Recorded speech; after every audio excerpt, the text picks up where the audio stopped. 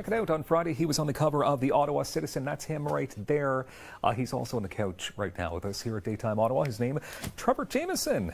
Good to see you here. Good to see you again, Dylan. Now, you even mentioned off air that you're normally here talking about shooting pumpkins for the CF Squash CF pumpkin launch. Yeah, okay, but you're here now for a different reason. You've got your hockey skates, you've got your stick over there, a puck. You're the owner of RiverOak Estates. Can you tell us what this is all about?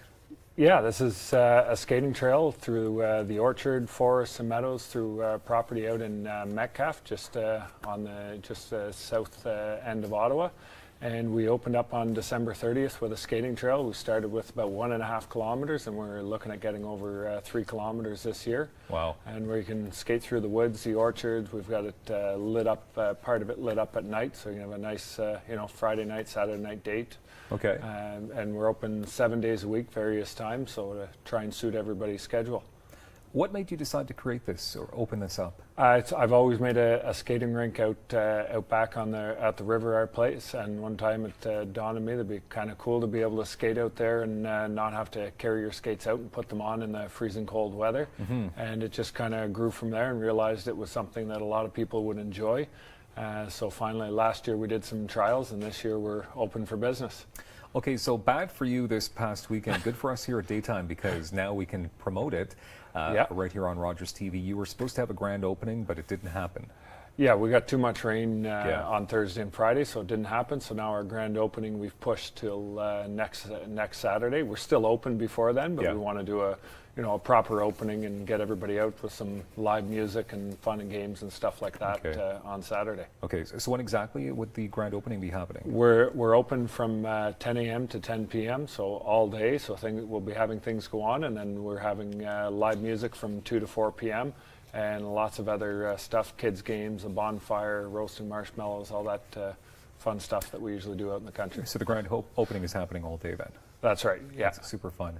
Okay, so what has been the reaction so far? Because a lot of the public skating venues, I mean, we're talking about Canada 150 rink and, Rink of Dreams, it's all downtown, but you're outside. So, I mean, this is definitely a different option for people. Yeah, it's you're skating through nature and getting out of the city a little bit. We have night skating. Like I said, we have part of the trail is lit up. The rest of the trail that's not lit up, you can look up and actually see stars. We've got the blue moon coming up this month, and the super moons that we've had lately. It's nice and bright.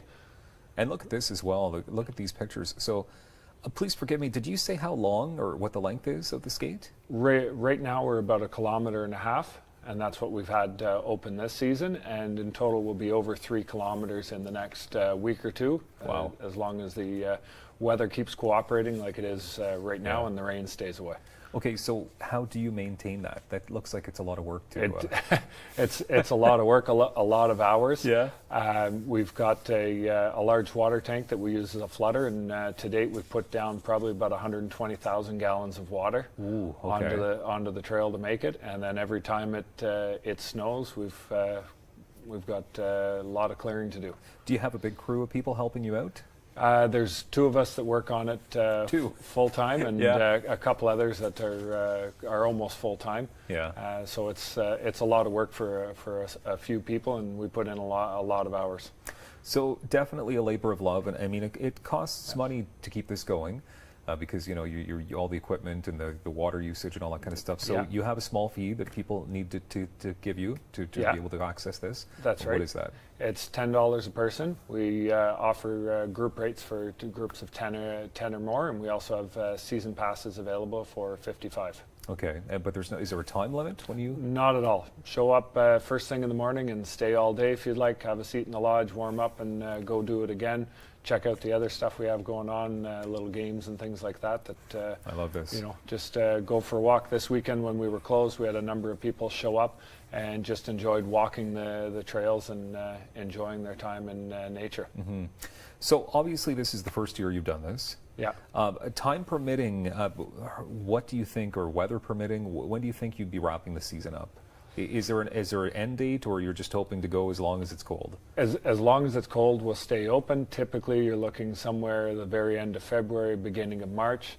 it changes every year. Yeah. So we get as much of a base of ice down that we can, so that we can get a little spring melt. It might close us down for a little while, and then it gets cold again inevitably. We'll open again, but whatever nature does, we'll fall with it. Yeah, sounds like a nice Valentine's Day gift as well for somebody to, or a nice Absolutely. outing. Absolutely. Beautiful a day like that. So I know that there's some kind of concern when it comes to hockey sticks and pucks and all that. I'm not even sure if the Rideau Canal allows it, but definitely not. It doesn't. They don't, right? No, they don't. And of course, everybody was talking about not being able to do that on the Canada 150 rink at Parliament Hill. What's your thoughts on that?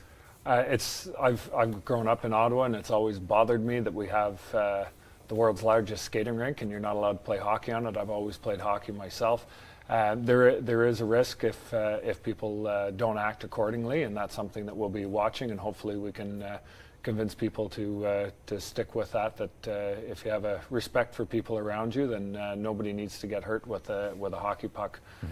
So if somebody wants to go and just pass as they're going along the trail or stick hand along, we'll be adding some little 3-on-3 rinks later on in the winter that where we can actually get some games going. Okay. But it's something that I've always felt strongly about. If you're on ice, you should be able to play hockey. So we'll allow to monitor it and make sure everybody's safe. Nice. RiverOak.ca. Thank you so much for being here.